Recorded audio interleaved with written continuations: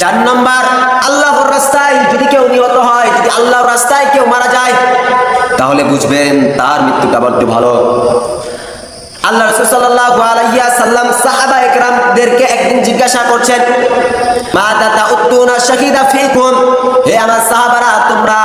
শহীদ কাকে বলো, তোমরা শহীদ কাকে বলো, হে আমার সাহাবারা তোমরা শহীদ কাকে বলো।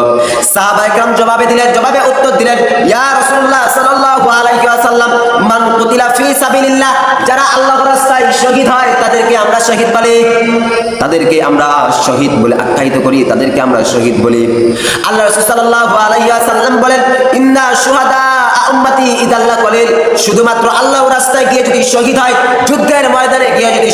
শহীদ হয়, যদি তাদেরকে শহীদ বলা হয়, তাহলে রাসূল আকরাম সাল্লাল্লাহু আলাইহি ওয়াসাল্লাম বলছেন, ইন্না শুহাদা উম্মতি ইদাল্লাহ কলিল, আমার উম্মতের কয়জন আছে তারা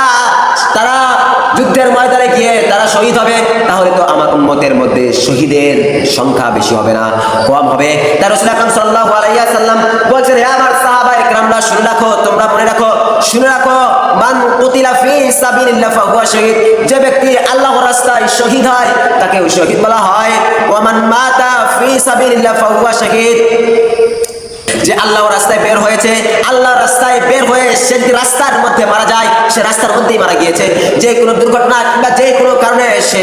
রাস্তার মধ্যেই মারা গিয়েছে, আল্লাহ পাক রব্বুল আলামিন তাকে শাহাদাতের মর্যাদা দিয়ে দেয়। ওয়া মান মাতা ফি তাউতু ফাহুয়া শহীদ, আমার কোন উম্মত, ইমানদার উম্মত মহামারী করোনা কলেরায় আক্রান্ত হয়ে যদি মারা যায়, করোনা বা কলেরায় আক্রান্ত হয়ে ভাইরাসে, যে কোনো ভাইরাসের মধ্যে আক্রান্ত হয়ে মারা গিয়েছে, রাসূল আকরাম সাল্লাল্লাহু আলাইহি ওয়াসাল্লাম বলেন, ফাহুয়া শহীদ, আমার ওই উম্মতকে আল্লাহ পাক রব্বুল আলামিন শাহাদাতের মর্যাদা দিয়ে দেয়। আল্লাহ পাক রব্বুল আলামিন তাকেও শাহাদাতের মর্যাদা দিয়ে দেয়। আপনি করোনার মধ্যে আক্রান্ত হয়ে মারা গিয়েছেন,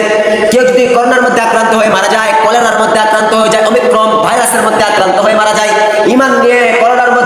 মধ্যে আক্রান্ত হয়ে মারা গিয়েছে, আল্লাহ পাক রব্বুল আলামিন তাদেরকেও শাহাদাতের মর্যাদা দিয়ে দেয়। আমান মাতা ফিল বাতনি ফাহুয়া শহীদ, আমার কোন উম্মত অনেক দিন যাবত পেটের ব্যথায়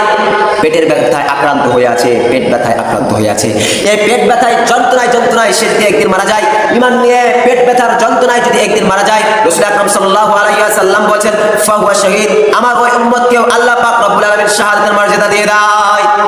পেট ব্যথায় আক্রান্ত হয়ে মারা গিয়েছে, আল্লাহ পাক রব্বুল আলামিন তাকেও শাহাদাতের মর্যাদা দিয়ে দেয়।